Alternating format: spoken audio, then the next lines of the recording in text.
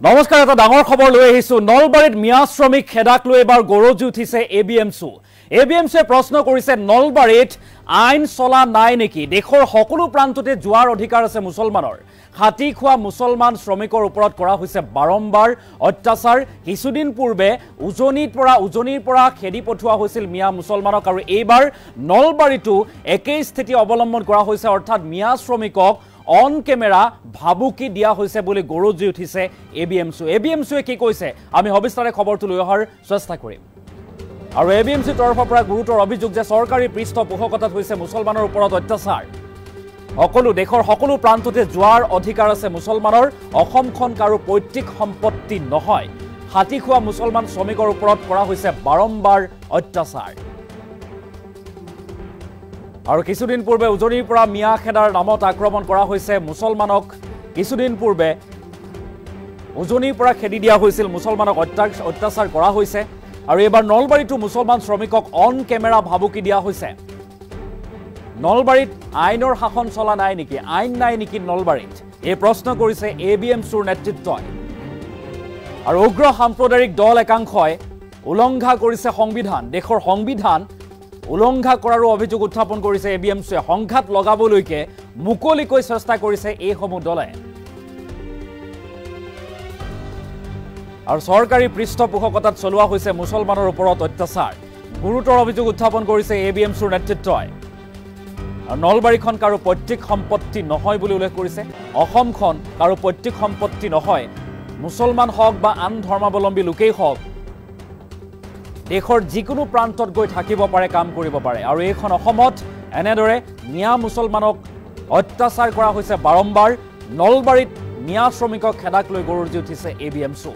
এবিএমছুৰ তৰফৰ পৰা ডাঙৰকৈ কোৱা হৈছে যে দেশৰ সকলো প্ৰান্ততেই যোৱাৰ অধিকাৰ আছে, কাম কৰাৰ অধিকাৰ আছে সংখ্যালঘু মুছলমানৰ। হাতী খোৱা মুছলমান শ্ৰমিকৰ ওপৰত এনেদৰে বাৰম্বাৰ অত্যাচাৰ কৰি অহা হৈছে। আৰু অভিযোগ যে চৰকাৰী পৃষ্ঠপোষকতাত মুছলমানৰ ওপৰত অত্যাচাৰ কৰা হৈছে বুলি ডাঙৰ অভিযোগ এবিএমছুৰ নেতৃত্বৰ।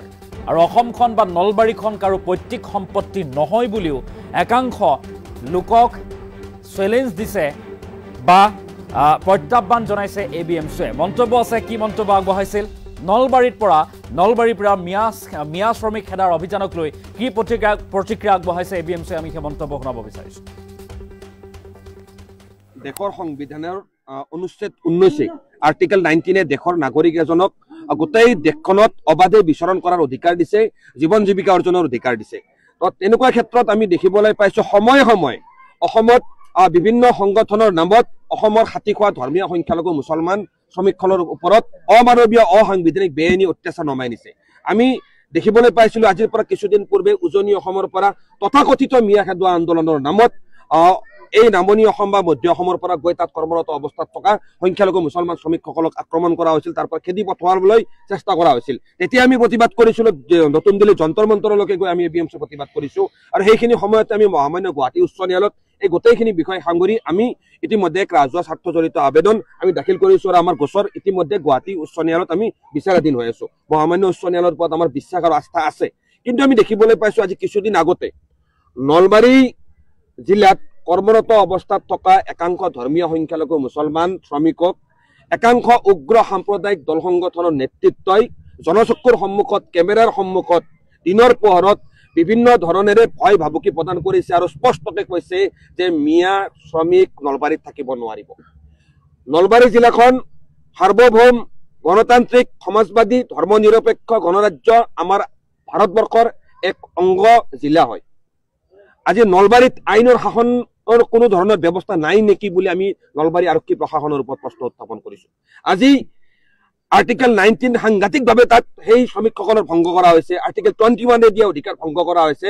আনকি সমাজত বিভিন্ন ধৰণৰ সংঘাত লগাবলৈ সেই দল সংগঠনসমূহে মুকলিভাৱে চেষ্টা কৰিছে। কিন্তু নলবাৰী জিলা আৰক্ষীয়ে এই ক্ষেত্ৰত কোনো ধৰণৰ ব্যৱস্থা গ্ৰহণ কৰা নাই। আমি ক'বলৈ বাধ্য হৈছোঁ সম্পূৰ্ণভাৱে চৰকাৰী পৃষ্ঠপোষকতাত আজি তথাকথিত মিয়া খেদোৱা আন্দোলনৰ নামত অসমৰ ধৰ্মীয় সংখ্যালঘু মুছলমানসকলৰ ওপৰত ধৰ্মীয় সংখ্যালঘু মুছলমান শ্ৰমিকসকলৰ ওপৰত এনেকুৱা ধৰণৰ অন্যায় অত্যাচাৰ নমাই নিছে ইয়াৰ বিৰুদ্ধে আমি ধাৰাবাহিকভাৱে প্ৰতিবাদ কৰি আহিছো আৰু ইয়াৰ বিৰুদ্ধে আগন্তুক দিনত প্ৰতিবাদ থাকিব নলবাৰীখন কাৰো পৈতৃক সম্পত্তি নহয় আমি এবিএমচি স্পষ্টকৈ কৈছো এইখন অসম কাৰো পৈতৃক সম্পত্তি নহয় দেশখন কাৰো পৈতৃক সম্পত্তি নহয় এইখন দেশ বিভিন্ন জাতি জনগোষ্ঠীয়ে ঐক্যভাৱে সজোৱা এখন দেশ বিভিন্ন জাতি জনগোষ্ঠী ধৰ্ম ভাষা বৰ্ণৰ মানুহে ঐক্যবদ্ধ হৈ ব্ৰিটিছৰ বিৰুদ্ধে 200 বছৰ স্বাধীনতা সংগ্ৰাম কৰি গঢ়া এখন দেশ আৰু এই দেশখনৰ মানে প্ৰস্তাৱনা উই দা পিপল অফ ইণ্ডিয়াৰ দ্বাৰা আৰম্ভ হৈছে আৰু এই উই দা পিপলত আমি এইখন দেশৰ প্ৰতিটো জাতি জনগোষ্ঠীৰ মানুহ আমি সোমাই আছো আৰু এইখন দেশক কোনোবা মানে ৰাজনৈতিক দলৰ ন্যস্ত স্বাৰ্থ পূৰণৰ বাবে